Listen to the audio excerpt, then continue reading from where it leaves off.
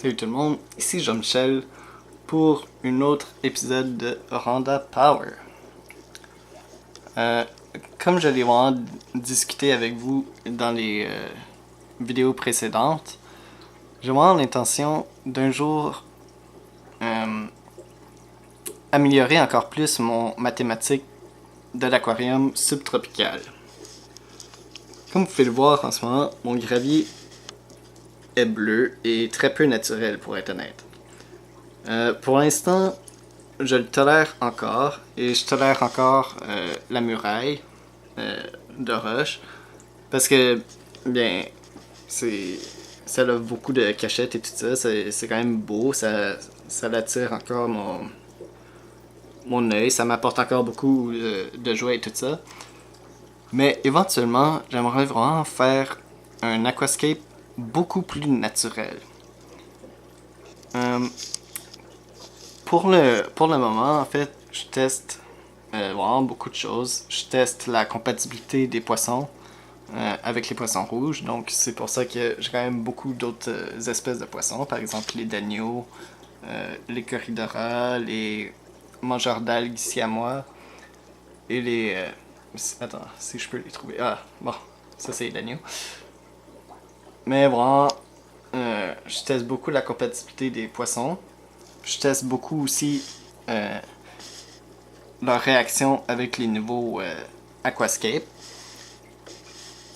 Mais aussi, je teste beaucoup les plantes. Parce que pour l'instant, mon expérience avec les plantes se limite à 3 types de plantes. Donc les anubias, les fougères de Java et les... je sais pas trop comment le dire en français parce que je connais juste le terme anglais, mais les Amazon Sword.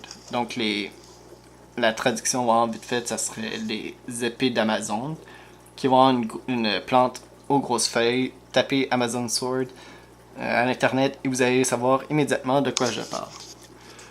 Donc de ces 3 plantes-là, seule l'Anubias a réellement survécu.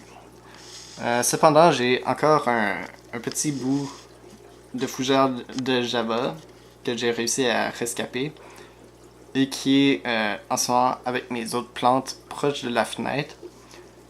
Et j'essaie depuis plusieurs mois, en fait depuis cet été, de la faire revenir à la vie et je commence tout doucement à avoir des nouvelles pousses. Mais vraiment, les poissons rouges l'ont massacré.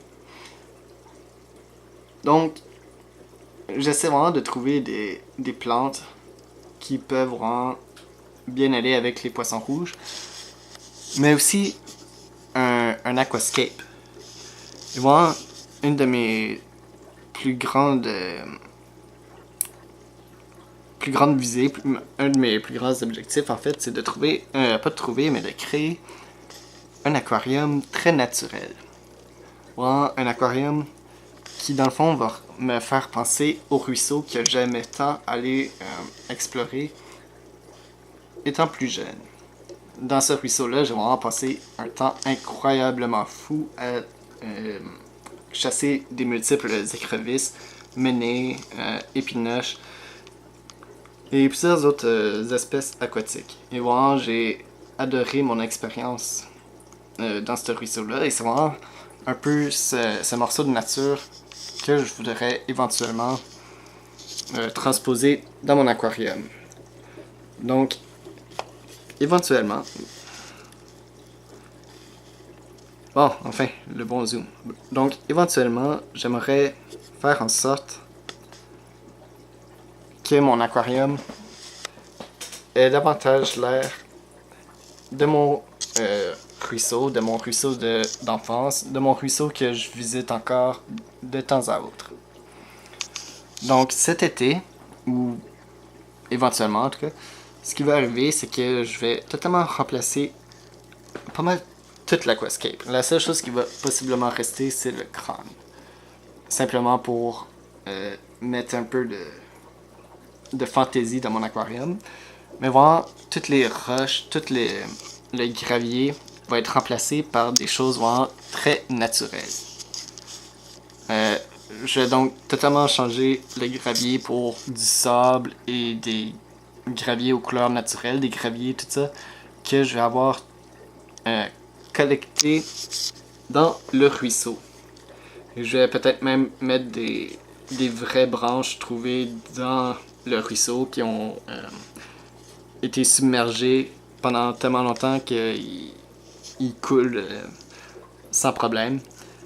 Je vais peut-être aussi mettre des invertébrés trouvés dans le ruisseau et les mettre dans l'aquarium, simplement pour offrir un peu de nourriture pour mes poissons, pour leur donner quelque chose à chasser durant l'été. Parce que, comme vous le savez peut-être, les dagneaux zèbres et les dagneaux léopards, qui sont en fait juste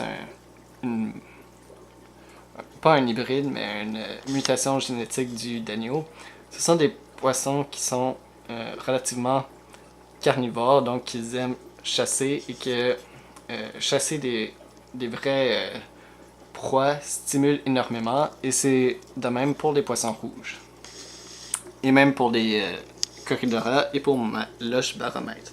Donc vraiment, j'aimerais à la fois changer totalement le décor, totalement l'aspect de l'aquarium et pouvoir mettre quelques invertébrés, un peu de vie de mon ruisseau pour pouvoir transposer une partie de mon enfance dans mon hobby.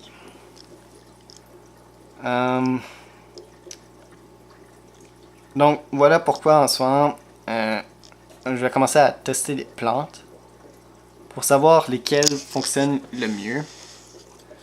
Et puis c'est seulement à ce moment-là que je vais commencer à envisager un vrai aquarium planté. Parce que je veux pas vraiment gaspiller de l'argent dans des fertilisants et tout ça, que finalement les plantes se fassent juste dévorer par ces deux gros poissons rouges. C'était pas mal tout pour cette vidéo aussi. Je sais pas si je vais en faire d'autres en français aujourd'hui, mais ouais, je vais faire d'autres vidéos dès que je vais avoir trouvé autre chose à vous parler. Aussi, sachez qu'il y a vraiment des nouveaux poissons qui s'en viennent bientôt, donc on va parler, pas on, mais je vais définitivement vous parler de ça dans un avenir très proche. Et vraiment, j'espère que vous appréciez les vidéos que je fais à propos de mon aquarium subtropical et que ça vous donne peut-être quelques idées, puisque c'est vraiment cool de savoir que les poissons rouges peuvent vivre avec d'autres espèces de poissons avec des formes et des comportements très variés. Donc, c'était Jean-Michel et je vous dis à très bientôt. Salut!